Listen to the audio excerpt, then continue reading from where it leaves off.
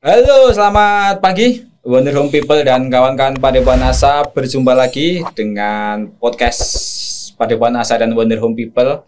Tapi kali ini kita temanya beda. Kalau biasanya kita podcast literasi berbagi atau podcast kaum marginal, kali ini stop dulu ya. Soalnya kita ada satu event baru gitu.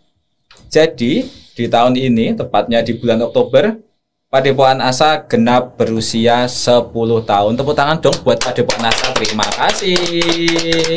Banyak orang ini di sini. Jadi di tahun ini, dalam rangka 10 tahun Padepokan Asa, kami membuat 10 acara. 10 acara besar gitu. Wah, gede besar. Kami kolaborasi sama beberapa teman-teman pegiat literasi, pegiat komunitas, dan lain sebagainya macamnya. Dan pada pagi hari ini kita masuk ke acara yang kedua, yaitu podcast yang pada pagi hari ini yang akan kita bahas adalah tentang public space. Kenapa public space? Karena dulu 10 tahun yang lalu, tepatnya tahun 2015, ketika ASA pertama kali ada, ASA pertama kali muncul, salah satu yang kami bangun, salah satu yang kami andalkan dari keberadaan ASA adalah tentang public space-nya. Jadi waktu itu bagaimana lembaga ini, Padepokan Asa ini, yang kalau teman-teman udah pernah ke Asa pasti juga tahu juga bagaimana Padepokan Asa itu punya sebuah pendopo gitu ya, sebuah pendopo dan juga dengan berbagai macam kelengkapannya yang bisa dipakai oleh teman-teman, baik itu personal, komunitas, organisasi, bisa dipakai di situ secara free gitu. Yang pada waktu itu dari tahun 2015 sampai sekarang pun juga masih sering dipakai buat teman-teman untuk berkegiatan gitu. Nah, tapi di Jogja sendiri dari riset dari internal ASA juga menemukan ternyata dari 2015 yang waktu itu kami bisa jadi, bukan sendiri sih, tapi waktu itu 2015 masih sedikit gitu. Seiring bertambahnya waktu, bergesernya generasi, ternyata public space di Jogja semakin banyak gitu. Sehingga teman-teman yang berkegiatan pun sekarang tidak semuanya lagi ke ASA gitu, tapi juga sudah menyebar ke berbagai public space yang ada di Jogja gitu. Nah, untuk membahas itu, pagi hari ini kami ASA kedatangan satu orang sahabat Padepokan Asa yang sudah berapa kali ya?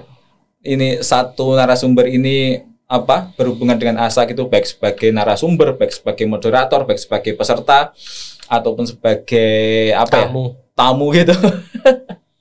Dan pada pagi hari ini yang datang adalah Mas Yadi. Selamat pagi Mas Yadi. Pagi juga Mas Adit. Iya, Mas Yadi kayaknya tambahin ya, tambah gendut. Iya. Kayak tambah sehat gitu loh. Alhamdulillah. Oke. Mas Yadi ini sejak tahun 2015 sering berkaitan dengan ASA gitu. Saya ingat betul beberapa kali Mas Yadi jadi pemateri juga di ASA, baik itu tentang komunitas, organisasi ataupun juga waktu itu lingkungan iya. Karena basicnya kan dulu komunitas lingkungan, Mas. Iya betul. Mas Yadi ini dulu adalah ketua Kopi DIY. Koalisi Pemuda Hijau Indonesia Regional DIY. Dan kalau Mas Yadi masih ingat, itu tahun berapa ya Mas, kita sempat bikin satu kegiatan bareng 2018 ya. Yang itu pada waktu itu mengumpulkan puluhan komunitas, 23 komunitas lingkungan se-Jogja, dan waktu itu dikumpulkannya di ASA sebagai public space, dan kita di situ berkolaborasi, kolaborasi macam-macam. Di situ kita rapat banyak gitu, dan akhirnya kita bikin satu gerakan bersama. Betul ya Mas Yadi ya? Iya. Dan Mas Yadi ini salah satu waktu itu salah satu tokoh kuncinya gitu. Tokoh kuncinya. Oke. Mas Yadi, gimana kabarnya? Sehat? Alhamdulillah Saya Mas Yadi sekarang kegiatannya apa Mas di rumah Mas? Setelah dulu berkegiatan di komunitas gitu sampai sekarang? Jadi kalau sekarang untuk pekerjaan ya, jadi ya masih kegiatannya seperti pada umumnya ya. Mungkin orang-orang juga bekerja terus. Kalau udah di rumah sih sekarang masih belum menemukan aktivitas di luar kerja, Mas, jujur. Karena aku tuh sebenarnya nyari dan akan bikin mungkin ya kegiatan yang relate ya. Cuman kalau untuk pekerjaan saat ini aku jadi manajer marketing di salah satu tour and travel agency di Bantul. Namanya tuh PT Arena Wisata Mandiri. Kita fokusnya untuk event tour di Jogja sama nasional. Oke. Kalau untuk activity di luar kantor tuh sebenarnya beberapa kali ya sama teman-teman itu. Kalau sekarang karena jadi shifting mungkin ya Mas, karena dulu tuh pas masih muda lah ya dalam tanda kutip, itu jiwanya masih yang jiwa lapangan. Itu ngelihat sampah dikit tuh kayak gatel bawaannya, pengen gerak gitu. Akhirnya kita ya doing something lah. Tapi kalau untuk pas akhirnya sekarang karena keterbatasan waktu ya, pulang kantor tuh kan udah sore, malam kayak gitu. Itu dan arah orientasinya sih sekarang tuh lebih pengen building connection gitu ya. Sekarang tuh mungkin lebih sering bikin kumpul-kumpul kegiatan sama orang yang either sama-sama di bidang marketing atau enggak lebih ke orang-orang yang memang lagi pengen berjejaring dan ngobrol gitu sih Mas. Oke. Jadi kayaknya kerjaannya Mas Yadi juga masih berhubungan sama kegiatan dulu juga ya. Berjejaring dengan orang-orang, ngumpul, bercommunity, berkumpul gitu ya. Jatuhnya ya, aku juga sebenarnya bingung ya, karena basicku psikologi mungkin. Jadi memang selalu bekerja yang mengandalkan lambe Mas. Lambe gitu ya. Jadi ya kalau nggak ngobrol, ketemu orang itu ya offering something atau proposing, terus atau enggak kita sekedar say hi. Jadi memang namanya orang marketing kayak gini ya. Maksudnya ya berjejaring, terus bikin event gitu Mas. Oke Mas, kembali ke topik kita. Tadi aku sempat cerita tentang yang awal mula Asa ada gitu ya. Itu ya tahun-tahun pasca sebelum Covid lah. Itu tentang teman-teman komunitas yang berkegiatan di public space dan macam-macam. Menurut Mas Yadi sendiri yang pada waktu itu sebagai salah satu pegiat juga, kondisi waktu itu sebenarnya seperti apa Mas tentang komunitas yang di Jogja yang banyak banget, tapi seingatku dulu public space-nya itu masih terbatas gitu. Jadi aku mungkin cerita pengalaman ya. Iya. Kenapa akhirnya pun bisa nyambung ke Asa? Iya. Dibilang jarak sebenarnya jauh ya, karena betul sekali. Anak-anak kopi itu banyaknya berkegiatan itu di Jogja kota tetap. Jadi kopi itu yang komunitas lingkungannya Mas Yadi tadi ya. Betul. Jadi kita itu berkegiatan itu aku cerita demografi dulu ya. Rata-rata membernya kopi itu kalau nggak anak UNY, UGM, terus kalau Mas tahu ISTA itu Akprin. Ya, Akprin. Terus aku tuh WAD dan WAD itu sangat dikit sekali. Pokoknya mayoritas tuh UGM, UNY, Akprin. Beberapa UII cuman itu sangat dikit sekali juga. UMY pernah banyak cuman itu naik turun. Cuman yang 3 itu utama dan kadang UMY. Nah, terus jadi yang namanya anak zaman dulu, karena itu kan generasi kita pas walaupun sudah ada WA tapi mereka tuh belum se-native digital sekarang. Yes, sepakat sekali. Jadi yang namanya kumpul itu masih sangat ada gontok-gontokan di mana. Jadi faktor di mana itu tuh sangat mempengaruhi pada akhirnya satu komunitas atau satu perkumpulan itu bisa rapat atau tidak. Jadi sepakat. Di mana gitu. Ketika kita tetapi satu titik di sini yang lain nggak ikut. Soalnya masih jauhan. Kalau di sini ini yang ini nggak ikut gitu. Jadi kayak kita tuh pengen bisa accessible gitu. Tapi masalahnya adalah kota ini sangat padat dan bahkan waktu itu aku juga ngobrol dikit sama orang-orang dari DLH kota. Problemnya kota itu memang sudah tidak bisa dibangun lagi. Jadi hanya bisa itu yang bangunan sudah lama diperbaiki, direnov ulang atau dihancurkan dibangun ulang. Cuman kota tuh bisa gitu. Dan problemnya waktu itu tuh gak kayak sekarang sudah menjamur banyak kafe. Kafe pun terbatas dulu tuh seingatku. Dan mahal. Satu kafe terbatas, mahal. Yang kedua tuh tidak bisa nampung anak kopi segitu banyaknya. Jadi kopi itu kan dulu tuh kalau kumpul 20 atau apa. Pun kalaupun datang nggak beli semua. Betul. Pun kalau misalnya ini pun akhirnya meja tuh jadi habis, kursi habis kan. Sulit lah gitu. Jadi segan juga ya sama yang punya warung juga ya. Biasanya tuh akhirnya kumpul-kumpul yang kalau dari pricingnya masuk tuh warung susu Mas. Kalau Mas tahu.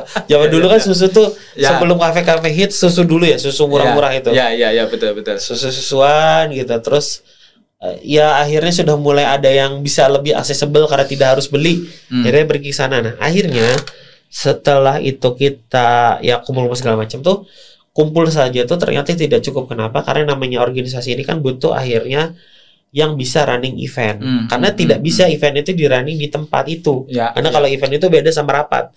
Kalau rapat ya sekedar orang datang bisa dikit bisa banyak gitu kan, dan tidak ada satu pematerian lah, dalam arti ada mic, ada sosis segala macam.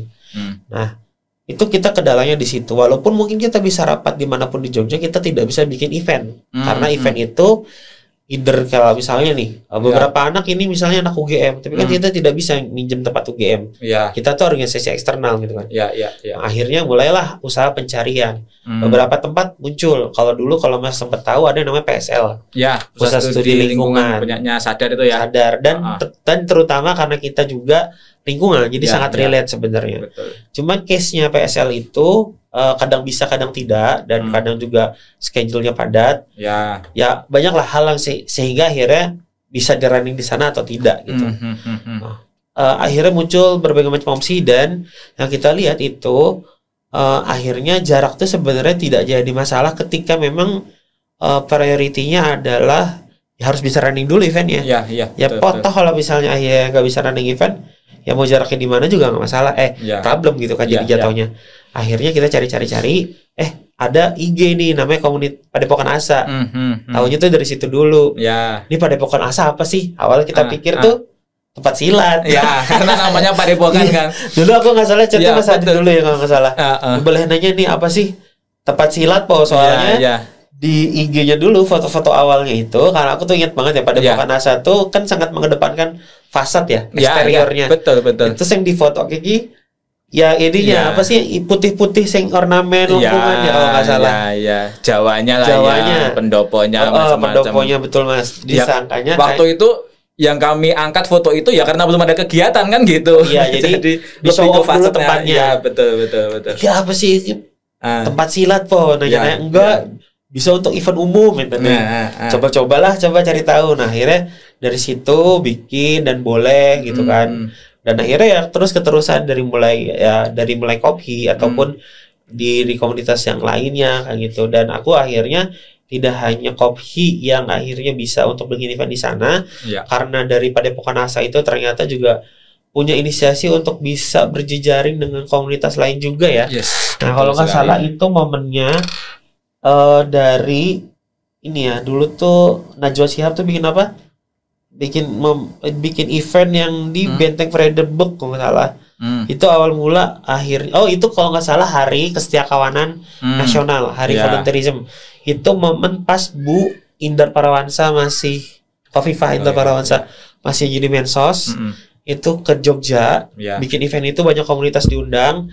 Terus akhirnya terinisiasilah itu komunitas-komunitas yang ada di situ tuh untuk bisa berjejaring. Akhirnya kalau nggak salah itu awal mulai FGP ya. Ya sepertinya ya. Aku juga agak lupa juga. Embrionya kalau nggak salah di sana. Dan itu juga yang akhirnya bikin ketika ada event di ASA, tidak harusnya dari Kophi bikin event, dari komunitas lain bikin event kita diundang.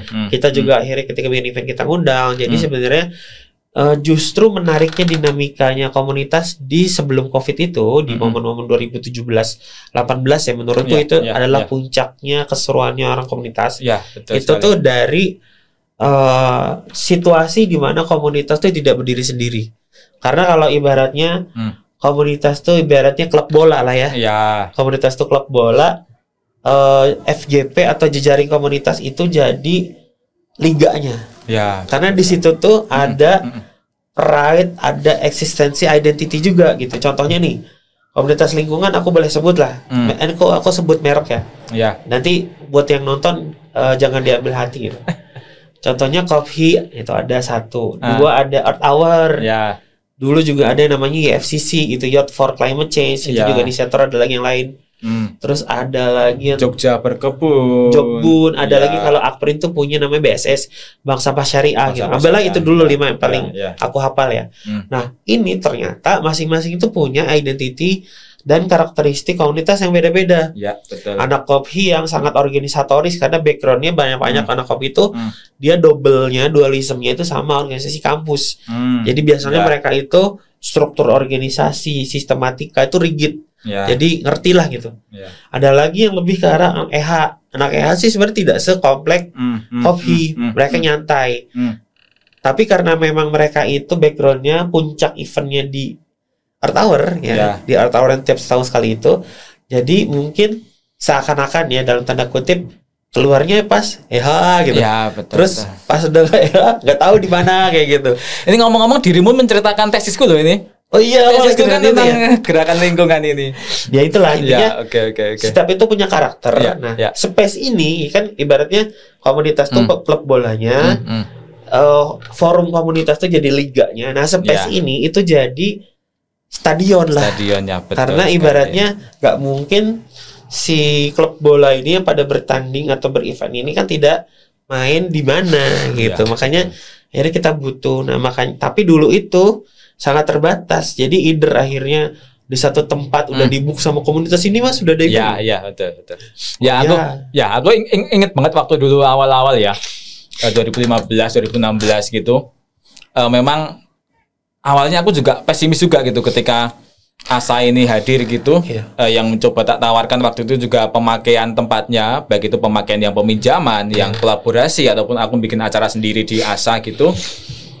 Awal yang aku pikirnya ada jarak Mas Yadi. Betul sekali, aku mikirnya wah ini jaraknya cukup jauh juga gitu ketika teman-teman komunitas, teman-teman muda kebanyakan juga ngumpulnya di area UGM UNY itu tadi. Dan juga komunitas-komunitas sosial juga di area tengah-tengah kota gitu, sedangkan ASA ini ada di cukup utara gitu. Waktu itu aku punya celahnya adalah kayaknya ASA gratis ini gitu. Free-nya ini kayaknya yang bisa bikin teman-teman itu mau datang ke sini gitu. Apalagi waktu itu kami memfasilitasinya lengkap kan. Ada CD proyektor, ada sound system, macam-macam gitu. Dan satu hal Mas Yadi, dulu yang mungkin disukai teman-teman kenapa mau jauh-jauh datang ke ASA, suasananya. Iya, karena green hijau. Betul, green hijau. Dan ikonik itu sebenarnya menurut aku ya ASA itu adalah kolam ikannya sih Mas. Karena ada kacanya. Jadi orang tuh yang baru pertama kali ke ASA tuh kayak takut jatuh. Di musolanya ya. Di musolanya. Jadi waktu itu memang semacam kami menyediakan nggak hanya tempatnya tapi juga suasananya gitu ya di tengah sawah, karena waktu itu masih sepi juga. Dan waktu itu juga dari ASA kita bisa lihat Merapi dengan gagahnya gitu kan, kalau baru cerah dan sebagainya macamnya gitu. Itu betul sekali. Terus tadi tentang FJP yang hari ini Mas Yadi wakili gitu, benar sekali. Dulu waktu itu memang salah satu pionir liganya gitu ya, liganya teman-teman komunitas memang di FJP. Karena waktu itu ketika aku kenal sama teman-teman FJP juga ternyata mereka macam-macam isinya gitu. Komunitas muda yang pendidikan, yang lingkungan, komunitas muda yang ekonomi dan sebagainya macamnya semua ada di situ juga gitulah. Yang juga waktu itu membikin teman-teman FJP pun juga karena FJP-nya juga ke ASA gitu. Jadi teman-teman istilahnya bagian dari FJP-nya juga semuanya datangnya ke ASA gitu ya. Tapi Mas Yadi, waktu itu memang banyak acara kita. Terus kita banyak berkolaborasi macam-macam gitu. Bahkan kalau di ASA sendiri sebulan bisa sampai 16 kali acara gitu karena dipakai teman-teman muda waktu itu gitu. Tapi seiring berjalannya waktu kita masuk ke itu Mas Yadi, masa-masa Covid. Yang masa-masa Covid di mana dark age ya. Iya, itu selama mungkin 2, 3, 4 tahun gitu. Salah satu yang bikin kelimpungan waktu itu, aku ingat banget untuk teman-teman komunitas adalah nggak boleh ngumpul. Iya benar-benar. Nggak boleh PSBB ya. Iya, PSBB harus jarak jauh gitu. Yang waktu itu mungkin ketika awal-awal karena nggak bisa ngumpul, akhirnya mereka jadi vakum, nggak bisa ketemu. Walaupun akhirnya ada setelah itu ditemukan juga, bukan ditemukan sih, lazim kita memakai Zoom meeting dan sebagainya macamnya buat ketemu gitu. Nah waktu itu Mas Yadi sendiri yang kalau aku memang nggak baru di Jogja ya itu ya, jadi aku hanya bisa melihat teman-teman kondisinya seperti apa. Tapi yang Mas Yadi sendiri yang waktu itu masih jadi bagian dari komunitas, ketika waktu itu harus teman-teman komunitas yang biasanya kumpul di public space gitu, terus sekarang public space yang ada itu istilahnya tertutup. nggak boleh dipakai karena memang aturan dan sebagainya macamnya. Waktu itu kondisinya gimana Mas? Jadi seingat aku ya memang dalam artian space-nya endingnya nanti pindah kemana waktu itu? Jadi aku cerita dulu yang kita rasakan ya. Iya. Di COVID itu tuh kayak Dark Age Doomfall-nya. Jadi ibaratnya lagi rame-ramenya nih. Pasca 2008, 2019 gitu. Tahu-taunya COVID, itu otomatis jadi kayak runtuh nih. Satu yang udah kita bangun tuh runtuh. Harus yang otomatis juga banyak gini karena banyak anak komunitas di Jogja itu mahasiswa. Itu kan pas lagi zaman-zaman itu akhirnya harus pada pulang kampung. Karena kan banyak kampus akhirnya ini kampusnya nggak boleh ketemu kuliah online. Kuliah online. Akhirnya pada mudik, pada pulang dan itu tuh nggak sebentar mas, 1 semester 2 semester gitu kan. Nah itu yang bikin kayak tadi doomfall. Dan ini tuh bahkan sebenarnya bukan cuman kita bicara komunitas dalam konteks komunitas eksternal ya.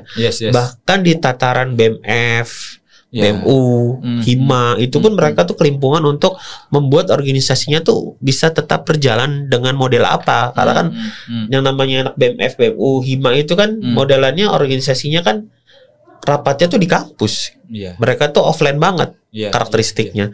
Nah, jadi memang sebenarnya shifting paradigmnya pas COVID itu mengubah kita sekali. Yang pada akhirnya pun mereka tetap menemukan celah dan jalannya. Contohnya kalau aku ingat tuh pas COVID akhirnya mereka ngubah pola, justru dibilang jadi sepi nggak juga, malah jadi rame, tapi pola justru bergeser. Aku lihat yang jadinya tuh mereka lebih suka bikin gerakan atau organisasi online yang modelannya tuh open volunteer dan itu skalanya malah besar. Satu organisasi atau satu gerakan tuh bisa 70, bisa 100 volunteernya banyak, tapi digerakannya ala-ala startup aku malah ngelihatnya. Jadi seperti mereka tuh digerakkan untuk satu pekerjaan atau role tertentu secara semi profesional juga untuk beberapa purpose gitu. Either itu untuk sosial atau non sosial. Cuman mereka bergeraknya memang tanpa bertemu. Minusnya pasti ada minusnya. Minusnya engagementnya pasti lebih low karena kan otomatis mereka hanya via WA untuk discussionnya atau tele. Terus untuk meetingnya via Zoom, activity eventnya pun di Zoom kayak gitu. Kalau dibilang ada yang engage-nya ada, kan itu tergantung gimana buildingnya. Bikin Zoom yang menyenangkan kan akhirnya mereka juga punya banyak skenario, pakai Kahoot lah atau tools-tools yang akhirnya berjalan ya. Terus tapi itu kan jauh banget rasanya Mas Yadi. Tentu karena kan apalagi buat yang kayak kita yang sudah merasakan gimana enaknya offline, dinamika berkomunitas, berorganisasi offline, membangun pasti shock mas. Terus tiba-tiba harus space-nya berubah gitu. Pasti shock. Bahkan untuk organisasiku sendiri Kopi, walaupun itu masanya aku udah nggak terlalu aktif ya, udah regen. Tapi aku dapat cerita tuh memang itu sangat mempengaruhi. Beberapa organisasi banyak yang tumbang dalam arti memang akhirnya tidak bisa regen. Beberapa yang akhirnya memilih bertahan itu hanya secara identitas gitu. Mereka tetap memegang identitas itu, cuman tidak sanggup untuk running karena juga membuat event online itu kan butuh skill mas. Kalau mas tahu karena tidak semua tuh, contoh sesederhana zaman dulu tuh mengelola Zoom untuk event tuh tidak semua ngerti. Karena untuk yang kita sering bikin event offline nih, taunya bikin event online ada rundown ke tempat acara, ada MC, buka down gitu. Jadi untuk nge-creating event online tuh itu satu struggle sendiri gitu. Akhirnya yang survive di event online ya orang-orang yang anak muda yang terbiasa bikin event online gitu.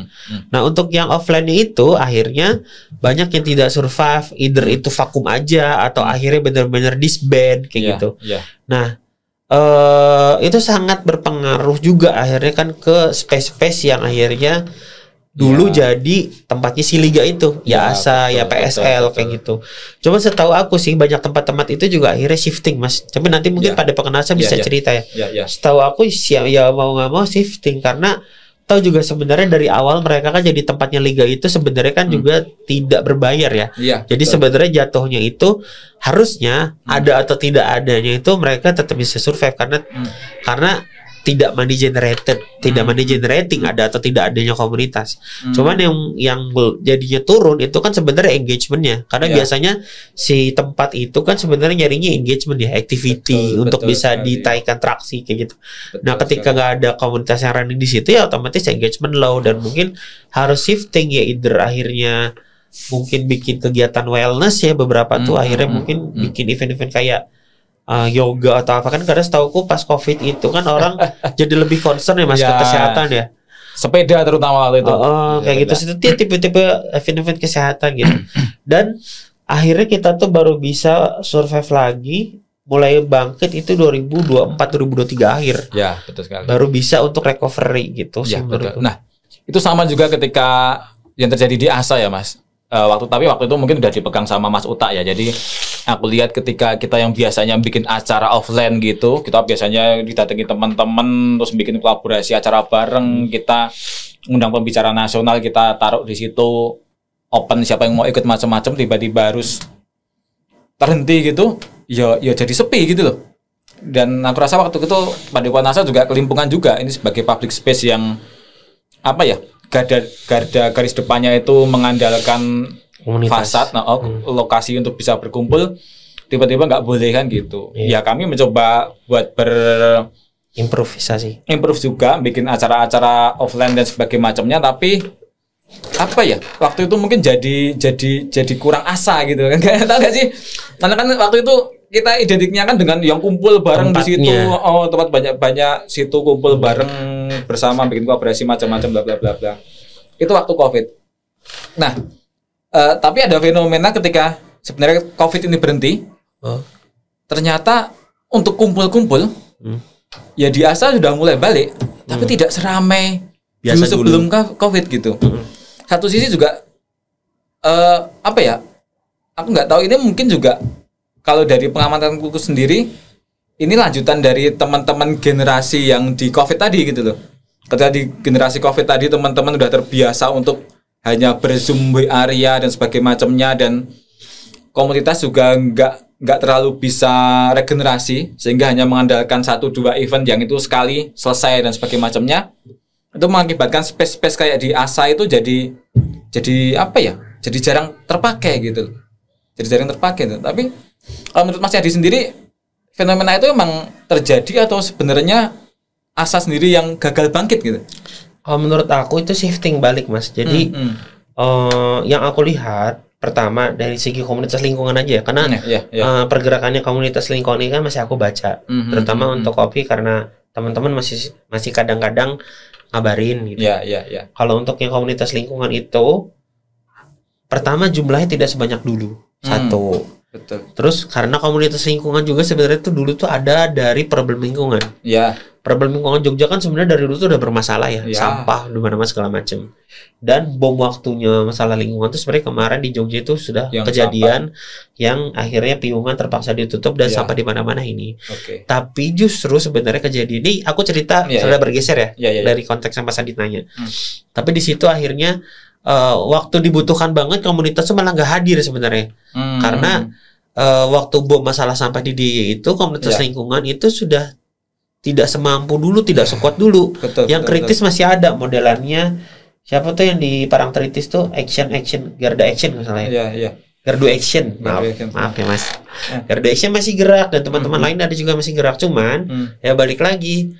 Yang jadi masalah itu udah di tataran policy, dan kita improvement apapun itu hanya bisa supporting. Dan akhirnya alhamdulillah juga sebenarnya dari pemerintah tuh bergerak juga, dan akhirnya sekarang udah mulai walaupun sebenarnya roadmap-nya untuk ke sana solving the problem menurutku sih pribadi itu kurang tepat. Contohnya kayak ngapain TPS di pager-pagerin kayak gitu.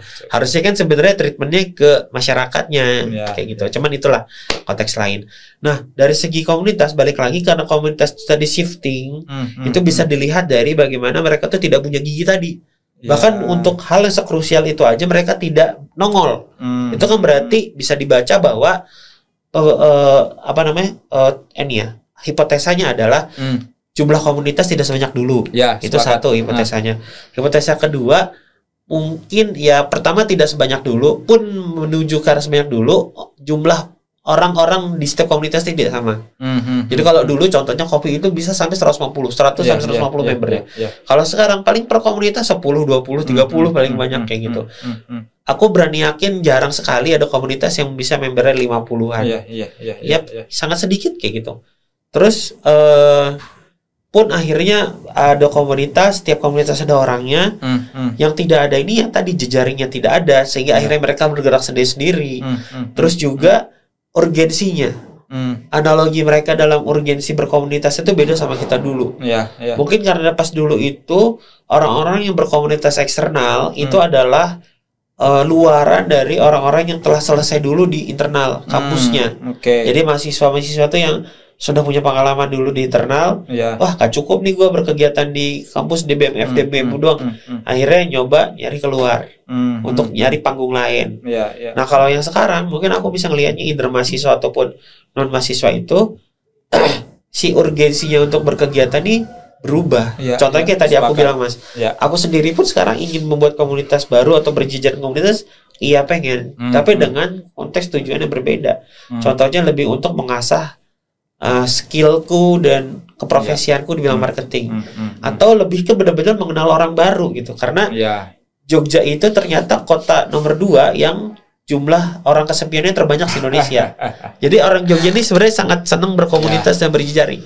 Cuman bentuknya gimana itu yang sekarang masih terus ditemukan polanya. Nah jadi karena tadi 4 hal ini mas, itu menurutku mengarah ke akhirnya mereka tuh cara berkegiatannya beda. Ini yang nantinya impactnya itu ke si lokasinya juga akhirnya efek. Tapi juga dari segi lokasi juga ada pengaruh di mana space itu sudah mulai tumbuh lebih banyak. Betul sekali. Dari mulai working space yang memang ditujukan profesional secara berbayar untuk event dan bekerja, ataupun ataupun space-space publik lainnya yang gratis. Yang terutama kalau di Jogja tuh sekarang tuh lagi banyak menjamur banget toko buku indie. Betul. Jadi kan kalau zaman dulu tuh aku kuliah tuh cuma 3 alternatifku tuh kalau beli buku. Kalau ke Gramet, ini merek ya?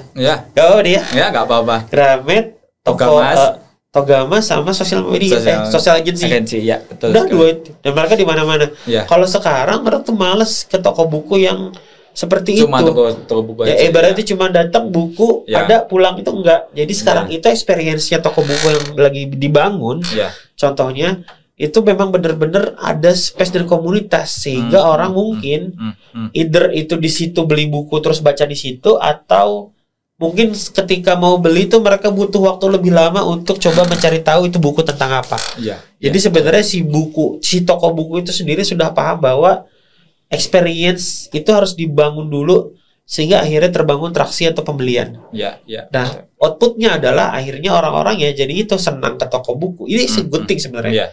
Senang berkegiatan di toko buku, tingkat literasi. Mungkin nanti sebenarnya ini juga bisa divalidasi ke penerbitan ya. Apakah memang sekarang outputnya penjualan buku tuh lebih naik dari dulu? Karena harusnya toko buku semakin lebih banyak. Orang lebih terdorong untuk membaca buku bahkan yang fisik, walaupun sekarang media digital kan lebih banyak juga, cuman orang juga terdorong sama yang fisik. It's a good thing sebenarnya. Cuman impact lainnya tadi ke komunitas-komunitas yang sifatnya tuh ke pertemuan, doing something, activity itu menurun. Apalagi kalau sekarang itu mas, outputnya dari COVID itu adalah kalau aku lihatnya ya, tourism tuh juga, karena aku sekarang kerja di tourism ya. Tourism tuh juga bergeser mas, dimana dulu mungkin orang tidak sepengen itu untuk jalan-jalan. Tapi setelah COVID, orang dikurung 2 tahun, 3 tahun di rumah, orang tuh jadi tahu bahwa setidaknya gue tuh setahun sekali tuh pengen keluar. Kayak gitu mas. Di sini aku bisa melihatnya adalah mungkin karena COVID itu cukup lama ya, sehingga memunculkan budaya baru gitu. Budaya dan perilaku baru.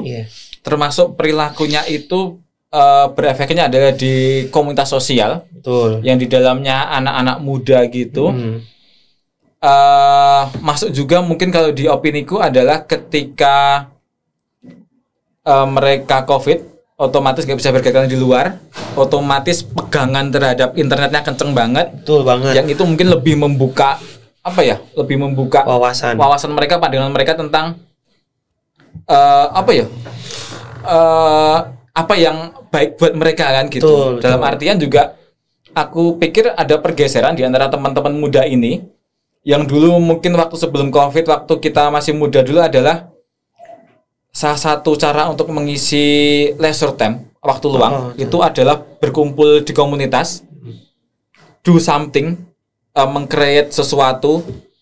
Nggak hanya di hasilnya ya, tapi kita tuh kayaknya dulu seneng, anak muda tuh seneng kumpul untuk membahas sesuatu. Nah, untuk untuk berproses sehingga nanti creating something impact itu tadi, sehingga suka untuk kumpul, untuk berinteraksi macam-macam bla bla bla bla. Tapi aku lihat yang generasi Covid dan paskanya ini, mereka lebih ini enggak sih? Lebih ke kayaknya yang lebih mereka butuhkan adalah tentang self improvement gitu. Nah, itu juga kurikulum tuh ngefek Mas. Itu Mas Adi cerita. Jadi implementasi dari kurikulum merdekanya pemerintahan sebelum ini itu sangat ngefek di bagaimana akhirnya mahasiswa itu nge-build bagaimana mereka kuliah 4 tahun. Iya.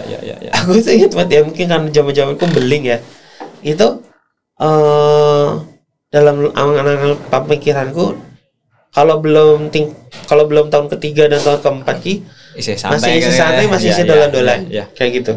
Cuman anak zaman sekarang enggak, Mas. Iya. Tahun pertama dan kedua pun mereka sudah mulai aktif mencari magang. Iya. Dan beberapa anak kuliah itu, karena aku juga HR ya, selain jadi marketing, beberapa pelamar kerjaku HR, itu menilai bahwa untuk bisa mendapatkan pekerjaan full time itu mereka setidaknya butuh 3 kali experience magang.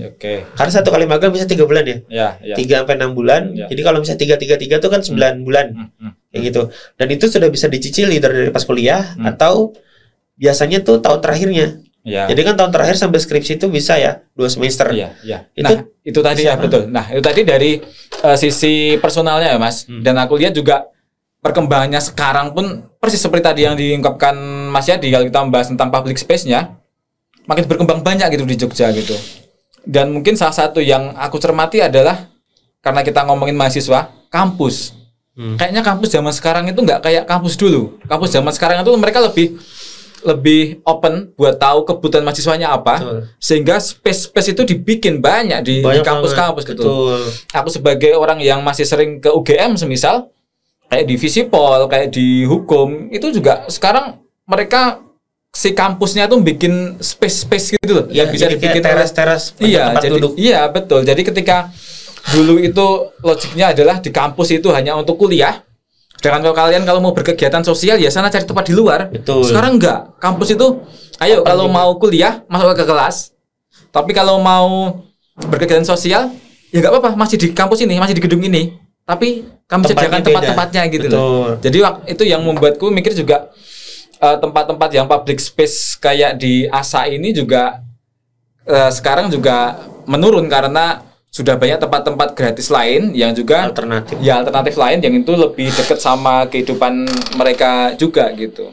Termasuk ini Mas Yadi, kayak tadi kita ngomongin literasi, itu baru dari toko bukunya, belum lagi tempat kayak Wonder Home Library ini Mas. Iya. Dan juga tempat-tempat ya perpus masyarakat, TBM macam-macam ini juga semakin kesini tak lihat mereka nggak hanya bermain di buku, nggak hanya bermain di pemberdayaan anak-anak sekitar, tapi space mereka juga berganti menjadi ruang-ruang publik gitu.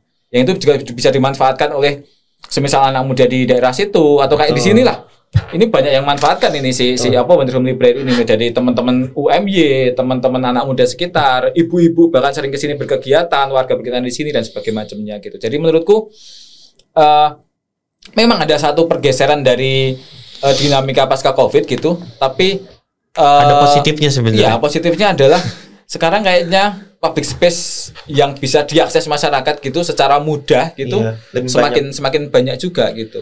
Jadi memang sebenarnya tadi Mas shifting. Jadi kan kalau kita bicara shifting itu bisa ada 2 ya. Kalau bahasanya tuh dari segi user sama provider. ASA itu kan sebenarnya provider. Kalau aku nih komunitasnya sebenarnya user. Kalau aku tadi sempat cerita dari segi user itu mungkin shiftingnya di internal kami karena ada pergeseran tren di kami, tren di anak kuliahnya, tren di komunitasnya gitu. Kalau dari provider nih shiftingnya itu jadi makin banyak. Dan juga mereka mengakomodir sesuai jenisnya. Contohnya Mas, kalau dulu itu jadi ini juga termasuk implementasi positif ya kalau dibaca sama teman-teman dari dinas, dari Pemprov tuh, Pemprov Pemda dan PMK Pemkot tuh. Jadi dulu itu tidak banyak dinas yang peduli dengan bagaimana stakeholder yang ada di bawahnya itu berkegiatan. Tapi kalau sekarang tuh sudah sangat peduli. Yes, betul. Anggaplah untuk bisnis tuh dari DIY Pemprov tuh ada PLUT itu sangat banyak sekali kegiatan dan sangat akomodir sekali tempatnya. Untuk yang literasi itu dari segi Arpusda. Ya, betul. Dari mulai Geraha Tama Tama turun ke Pemkot. Pemkot aja Jogja tuh punya 2. Ada yang di Kota Baru, ada yang di dekat rumahku dan yang semuanya di selatan. menyediakan public space. Dan semuanya menyediakan public space. Bahkan aku kalau boleh promo yang di Arpusda Pevita namanya Pevita Jogja itu sekarang sampai dijemblangin. Jadi untuk yang area anak orang-orang kerja dan baca itu sendiri, untuk anak-anak itu bermain tuh gede banget di dalam. Jadi mereka sekar itu mereka tuh sebenarnya Mas. Jadi menurut aku pada akhirnya kalau misalnya si provider ini akhirnya mau bisa, sebenarnya sulit untuk bisa balik ke kondisi dulu. Karena si kondisi usernya udah beda. Nah makanya tadi itu supaya tetap bisa match, harus paham dinamika yang terjadi di usernya kayak gitu sih. Dan aku sendiri kalau disuruh bilang seperti apa terus user baru, ya sudah beda zaman, sudah beda generasi. Kita harus bertanya ke anak-anak tadi yang memang sekarang berkegiatan di komunitas di zaman sekarang dan di usia sekarang gitu sih. Mungkin itu juga masukan buat provider ASA. Padepokan ASA bagaimana ketika zaman sekarang sudah mulai berubah, juga mungkin kami dari ASA juga harus mulai membangun formula baru. Walaupun memang sudah terbangun sih Mas Jadi, dalam artian kita di ASA nggak hanya memanfaatkan space-nya ASA aja, tapi kita juga udah kayak di sini kita bikin kolaborasi sama Wonder Home Library, kita bikin podcast, terus kita juga sering berkegiatan sosial, kita juga sekarang hadir di luar juga, kita bikin kegiatan di luar juga kayak kemarin di Gunung Kidul, Wonosari, terus di beberapa tempat di Jogja juga. Jadi memang persis seperti yang diomongin Mas Jadi, kami sebagai provider juga nggak bisa nih kalau cuma masih sama kayak dulu lagi gitu, sebagai public space terus menunggu teman-teman datang juga nggak bisa juga. Kami juga harus berinovasi untuk lebih bisa bermanfaat buat masyarakat juga, nggak hanya mengandalkan lokasi aja gitu. Betul. Karena kalau dari aku nangkapnya memang para pergeserannya akhirnya karena gara-gara COVID juga sebenarnya yang menggeser tren fisik ke non fisik gitu ya. Itu pada akhirnya memang sebuah tempat itu adalah yang penting tuh hub. Hub itu kan kalau kita ada pemahaman tentang pentahelix ya. Jadi kalau dulu kan organisasi komunitas ya bergerak pada akhirnya either untuk antar komunitas, paling sama government. Karena kan otomatis stakeholder kita ke government, karena kita biasanya itu ikut kegiatannya government atau government yang nyari kita. Aku ingat sekali itu. Kita tuh komunitas sering sekali diundang. Nah kalau zaman sekarang menurutku itu sudah tidak relevan karena sekarang itu sudah sangat luas sekali pentahelix. Jadi bisnis juga bisa involve. Karena contohnya kopi itu sering sekali kita diminta saran activity kerjasama sama brand. Karena brand itu butuh untuk partner di lapangan untuk bikin aktivitas gitu. Terus itu dari segi bisnis, belum dari segi akademik ini. Perlu juga diketemukan antara komunitas sama kampus. Contohnya kalau Sihab tuh kan sangat concern ya. Tapi kan jangan sampai cuma Sihab doang nih kayak gitu. Dan itu kan baru UGM nih, sedangkan kampus Jogja kan banyak banget. Nah, UNU itu setauku juga dia tuh punya concern yang sangat luas tentang komunitas ya, karena dia juga bikin kampusnya tuh sangat banyak tempat public space-nya kayak gitu. Kalau Amikom tuh concernnya ke startup. Karena aku masih juga pas zamannya masih aktif di startup tuh pasti sangat involved sekali dengan Amikom. Jadi setiap kampus di Jogja itu punya tipikal karakter yang itu nanti ketika bisa diketemukan dengan komunitas tertentu itu bisa nyambung. Betul. Nah, sepakat banget. Jadi memang apalagi zaman sekarang ya. Dan di Jogja yang namanya public space demikian banyaknya, sedemikian rupanya, dan juga ini tentu juga berkaitan dengan pola perilaku dan budaya masyarakat yang udah mulai berubah ya. Dan ini tadi baru yang kita bahas, baru yang non-profit ya Mas. Belum yang nanti public space yang profit dan public space yang modelan coworking ya. Ya, tipe coworking, cafe yang juga kebanyakan sekarang dimanfaatkan oleh personal untuk bekerja work from home, work from cafe dan sebagainya macamnya gitu. Tapi sayangnya Mas Yadi, kayaknya kita ngobrolnya udah sangat lama sekali, nggak terasa. Mungkin kalau nanti ada waktu lagi kita bisa mengobrol lebih jauh tentang public space yang ada di Jogja gitu. Oke, buat teman-teman yang baik itu personal ataupun komunitas dan organisasi, teruslah berkegiatan gitu. Jogja masih butuh kegiatan-kegiatan kalian, apalagi kegiatan-kegiatan sosial kalian gitu. Teruslah berkolaborasi dan tetap bertumbuh bersama Padepokan Asa. Itu saja untuk pagi hari ini. Sampai jumpa di podcast Padepokan Asa berikutnya. Bye bye. Terima kasih Mas Edit. Sip, terima kasih Mas.